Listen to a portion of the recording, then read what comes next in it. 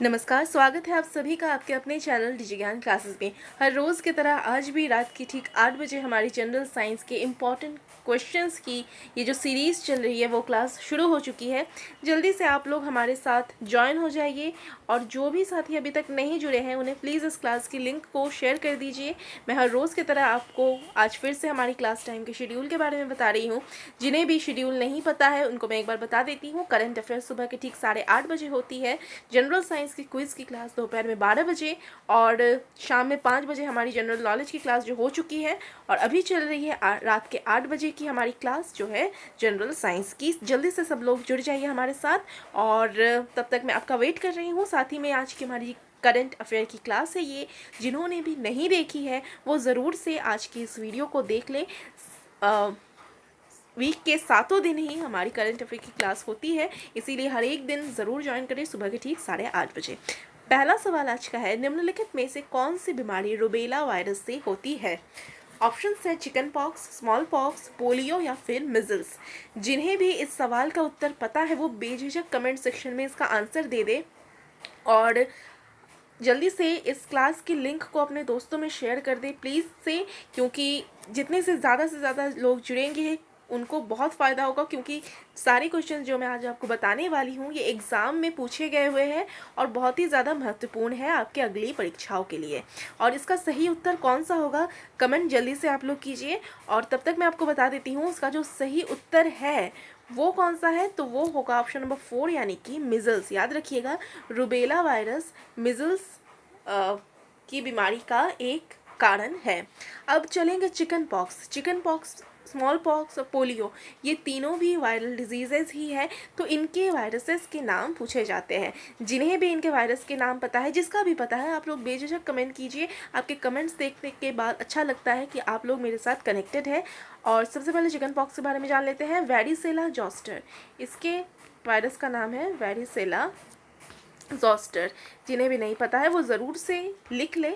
और small pox का क्या होता है, तो वेरियोला,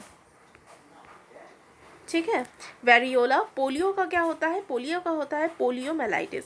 तो ये तो इजी है क्योंकि नाम में ही पोलियो है इसके, तो पोलियोमेलाइटिस। और मिजल्स का जैसे मैंने आपको बताया रुबेला वायरस, ठीक है। अब चलेंगे दूसरे सवाल की तरफ। छोटी आंत और बड़ी आंत के जंक्शन से जुड़ी थैली को क्या कहा जाता है?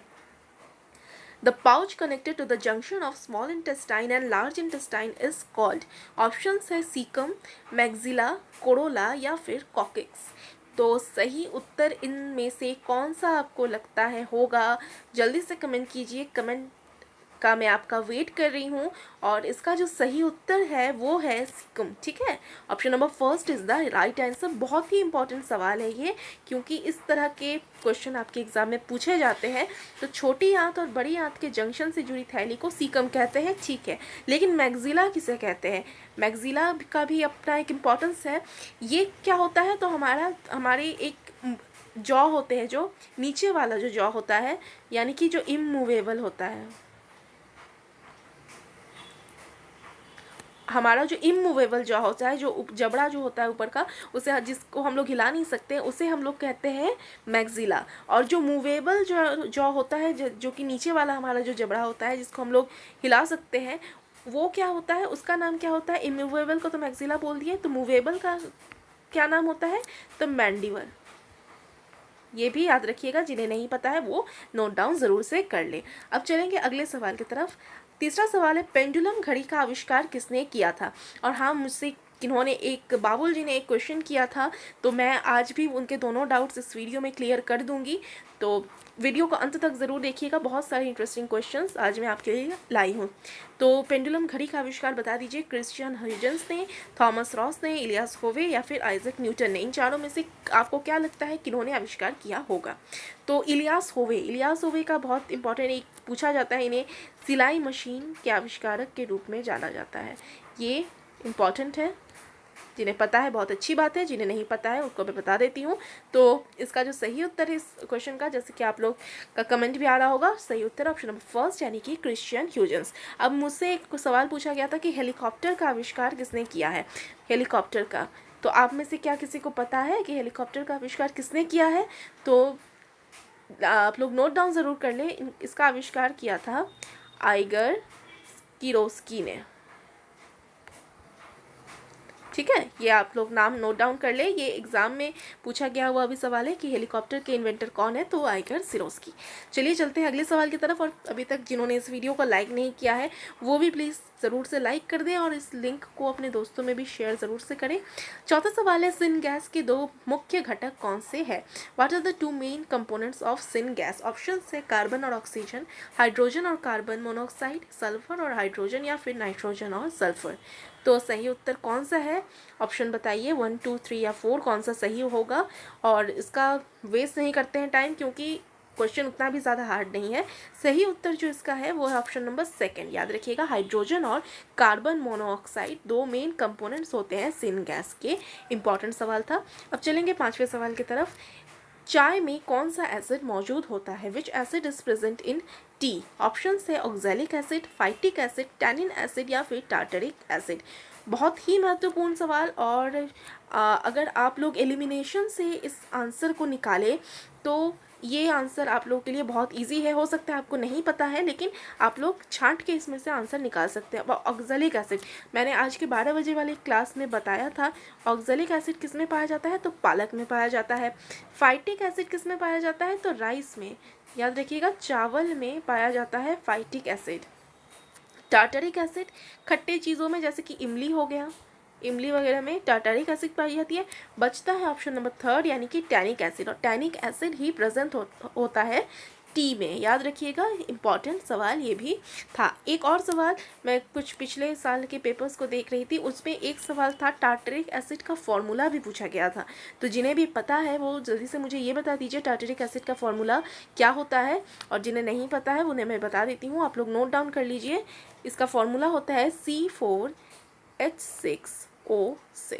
ठीक है, ये इसका फॉर्मूला होता है टार्टरिक एसिड का। पिछले साल के मैं कुछ पेपर्स, जैसे कि मैंने आपको बताया, मैं प्रीवियस ईयर क्वेश्चन से ही सेट करती हूँ सारे सवाल, तो इसमें ये क्वेश्चन पूछा गया था, इसलिए मैंने सोचा आपको बता दिया जाए। छठा सवाल है, जंतु कोशिकाओं में गुणसूत्र कहाँ मौजूद होता है? Where does chromosome present in animal cells? Option है न्यूक्लियस, सेल वॉल, माइटोकॉन्ड्रिया, या फिर नन ऑफ दीज। तो आंसर बताइए, इसका सही उत्तर कौन सा होगा। और माइटोकॉन्ड्रिया का तो हम लोग जानते ही हैं, पावर हाउस कहते हैं इसको सेल का।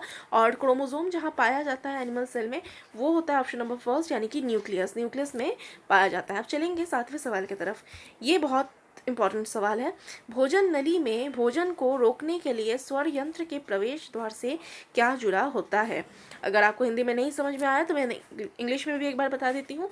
What is attached to the entrance of larynx to prevent food from entering into the food pipe? अब ऑप्शंस में है ब्रोंकाई, एपिग्लोटिस, एल्वियोलाई, या फिर सीकम। तो सीकम क्या होता है? कमेंट जल्दी से, कमेंट आप लोग करते रहिए। सारे सवालों के आंसर्स आप जल्दी से कमेंट करते रहिए। घबराने की ज़रूरत नहीं है। अगर आंसर गलत भी होता है तो आप लोग यहाँ कुछ नया सीखने आए हैं, जुड़े हैं, इसका मतलब भी आपको कुछ यहाँ से नया सीख कर ही जाएंगे। सीकम किसका पार्ट होता है? तो ये लार्ज इंटेस्टाइन का पार्ट होता है। इतना याद रखिए। और डेली तो आप लोग जुड़ते ही हैं मेरे साथ, आपको और जानकारी दी जाएगी इसके बारे में। एल्वियोलाई क्या होता है? ये स्ट्रक्चरल और फंक्शनल यूनिट होता है किसका? लंग्स का। लंग्स के स्ट्रक्चरल और फंक्शनल यूनिट के नाम से एल्वियोलाई को जाना जाता है। तो इसका सही उत्तर, जैसा कि आप लोग कमेंट ज़रूर कर रहे होंगे, ऑप्शन नंबर 2 होगा, यानी कि एपिग्लोटिस। भोजन नली में भोजन को रोकने के लिए जो हमें प्रिवेंट करता है वो है एपिग्लोटिस। अब चलेंगे 8वें सवाल की तरफ। और जिन्होंने अभी तक इस वीडियो को लाइक नहीं किया है प्लीज़ ज़रा सा लाइक कर दें, हम लोग बहुत मेहनत से आपके लिए कंटेंट बनाते हैं। 8वां सवाल है, दांतों का एनेमल किससे बनता है? Enamel of teeth is made up of. Option है calcium silicate, magnesium silicate, calcium phosphate, या फिर मैग्नीशियम कार्बोनेट। तो ऑप्शंस में से हम लोग मैग्नीशियम को काट सकते हैं। मुझे लगता है आप लोगों को कैल्शियम में ज़्यादा कन्फ्यूजन हो सकता है। अब कैल्शियम सिलिकेट और कैल्शियम फॉस्फेट बच गया, उसमें से भी सही उत्तर क्या है? तो calcium phosphate is the right answer. अब एक जानने वाली बात यह है कि कैल्शियम फॉस्फेट का फॉर्मूला क्या होता है। ये भी पिछले सालों में अगर कुछ हार्ड क्वेश्चन बना तो ये क्वेश्चन बन सकता है। और हम लोग पूरी तरह से प्रिपेयर करेंगे खुद को, ताकि हम लोग को एग्ज़ाम में ऐसा कोई भी सवाल हो जो ना छूटे।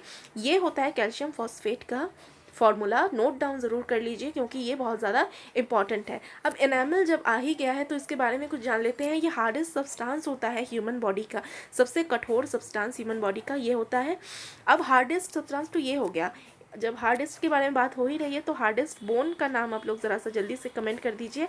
हार्डेस्ट बोन कहाँ पाया जाता है, किसे कहते हैं बॉडी के हार्डेस्ट बोन के नाम से हम लोग जानते हैं। कमेंट कीजिए, जल्दी से कमेंट कीजिए, मैं आप लोग को थोड़ा सा वक्त दे रही हूँ कमेंट करने के लिए। और हार्डेस्ट बोन जाना जाता है जॉ बोन, ठीक है। हमारे जॉ बोन को हम लोग हार्डेस्ट बोन के नाम से जानते हैं। अब चलेंगे नवा सवाल की तरफ। वृक्ष के अध्ययन को क्या कहा जाता है? What is the study of trees is called? अब ट्रीज़ के बारे में बात हो रही है, आप लोग प्लांट्स में कंफ्यूज नहीं हो जाना क्योंकि बोटनी जो होता है वो होता है स्टडी ऑफ प्लांट्स, ठीक है। स्टडी ऑफ प्लांट्स को हम लोग बोल दिए बोटनी, ये तो नहीं होगा ऑप्शन में। साइनोलॉजी के बारे में मैंने कल ही बताया, कल के 8 बजे की क्लास में। कल के 8 बजे की क्लास जिन्होंने नहीं देखी है वो भी ज़रूर से देखें और डेली रात के 8 बजे ज़रूर से जुड़े क्योंकि क्वेश्चंस के लेवल आप देख रहे हैं बहुत ही अच्छे होते हैं। और साइनोलॉजी स्टडी ऑफ डॉग्स, ठीक है। स्टडी ऑफ डॉग्स को हम लोग बोल दिए साइनोलॉजी। डेमनोलॉजी क्या होता है? तो डेमनोलॉजी डेविल, जैसे हम लोग को डेमन बोले तो डेमन माने क्या हो गया? दानव, राक्षस। तो राक्षसों की स्टडी को हम लोग बोल दिए डेमनोलॉजी, ठीक है। और बचता है ऑप्शन में डेंड्रोलॉजी, और डेंड्रोलॉजी ही है इसका सही उत्तर, यानी कि वृक्षों के अध्ययन को हम लोग क्या कहते हैं? तो डेंड्रोलॉजी कहते हैं, यानी कि option number first is the right answer. किसी को कोई कन्फ्यूजन अगर हो तो वो बिल्कुल से नोट डाउन करके रखे और अगले क्लास में मेरे से ज़रूर से वो क्वेश्चन पूछ ले। 10वां सवाल है, एक छवि रेटिना पर तक सेकंड का हिस्सा तक रहता है। An image stage on the retina for how much part of a second? ये भी एक पूछा गया वो सवाल था, अगर वो अभी वीडियो देख रहे हैं तो उनका डाउट कम पूरा हो जाएगा। ऑप्शन है 1/10, 2/15, 1/2 या फिर 1/16। तो रेटिना पर कितने टाइम के लिए रहता है इमेज? तो याद रखिएगा 1/16, एक सेकंड के 1/16वें भाग तक रेटिना पर इमेज रहता है। और इसी को हम लोग क्या कहते हैं? परसिस्टेंस ऑफ विजन, यानी कि दृष्टि की दृढ़ता के नाम से भी हम लोग इसको जानते हैं, इस कैरेक्टरिस्टिक्स को। अब 11वां सवाल है, सिरका में कौन सा अम्ल मौजूद है? मुझे उम्मीद है कि बाबूजी आपका जो डाउट था वो क्लियर हो गया है। अगर किसी को भी कोई डाउट है तो आप लोग हमारे व्हाट्सएप ग्रुप से जुड़े हुए हैं या फिर टेलीग्राम से, आप वहाँ पे हमारे साथ किसी भी सेशन को लेके पूछताछ कर सकते हैं अगर कोई क्वेश्चन में आप लोग को डाउट है तो। 11वां सवाल है, सिरका में कौन सा अम्ल मौजूद होता है? Which acid is present in vinegar? Option है ethanoic acid, methanoic acid, malic acid या हाइड्रोक्लोरिक एसिड। तो जल्दी से बताइए ऑप्शन कौन सा आपको सही लगता है इसका होगा। तो इथेनॉइक, आपको पता है कि विनेगर में जो एसिड होता है वो एसिटिक एसिड होता है। एसिटिक एसिड का ही एक और नाम जो है वो है इथेनॉइक एसिड, और इथेनॉइक एसिड इसका सही उत्तर होगा। साथ ही में इथेनॉइक एसिड का फॉर्मूला जैसे कि मैं हर बार बताती हूँ CH3COOH, नोट डाउन कर लीजिए, बहुत ही ज़्यादा महत्वपूर्ण है। मेथनॉइक एसिड का भी होता है CH2O2, नोट डाउन ज़रूर से कीजिए क्योंकि जो भी मैं आपको बताती हूँ ये सभी आपको एग्ज़ाम में देखने के लिए ज़रूर मिलेंगे और तब आपका पेपर बहुत अच्छा जाएगा क्योंकि इस तरह के सवाल एग्ज़ाम में पूछे जाने की बहुत ज़्यादा संभावना होती है। 12वां सवाल है, निम्नलिखित में से कौन सबसे अधिक लचीला तत्व है? Which of the following is the most malleable element? तो ऑप्शंस हैं आयरन, गोल्ड, प्लेटिनम और सिल्वर। जब तक आप लोग कमेंट करेंगे, जो भी आंसर कमेंट करेंगे उसके साथ उसका एटॉमिक नंबर भी ज़रूर से बताइएगा। सही उत्तर तो वैसे इसका गोल्ड है, कमेंट में आप गोल्ड का एटॉमिक नंबर बताइए और प्लैटिनम का एटॉमिक नंबर बताइए। जल्दी से कमेंट कीजिए, मैं आपको थोड़ा सा वक्त दे रही हूँ। और प्लैटिनम का जो एटॉमिक नंबर होता है वो होता है 78 और गोल्ड का जो होता है वो होता है 79। अब आप लोगों को काम करना है, आयरन और सिल्वर का एटॉमिक नंबर मुझे कमेंट कर देना है और ज़रूर से बताना है कि आपको क्लास कैसी लगी। क्लास में आप लोगों को और सवाल ज़्यादा चाहिए, कम चाहिए, या फिर क्लास कैसी है, ये मेरा सवाल है आपसे। क्लास ख़त्म हो जाने के बाद प्लीज़ ज़रा सा कमेंट सेक्शन में बता दीजिएगा। और हर रोज़ रात के 8 बजे ज़रूर से जुड़िएगा हमारे इस क्लास से। और दोपहर के 12 बजे वाली क्लास क्विज़ की अगर किसी ने अभी तक नहीं देखी है तो वो भी ज़रूर से देखें। चलिए मिलते हैं फिर कल। Thank you so much.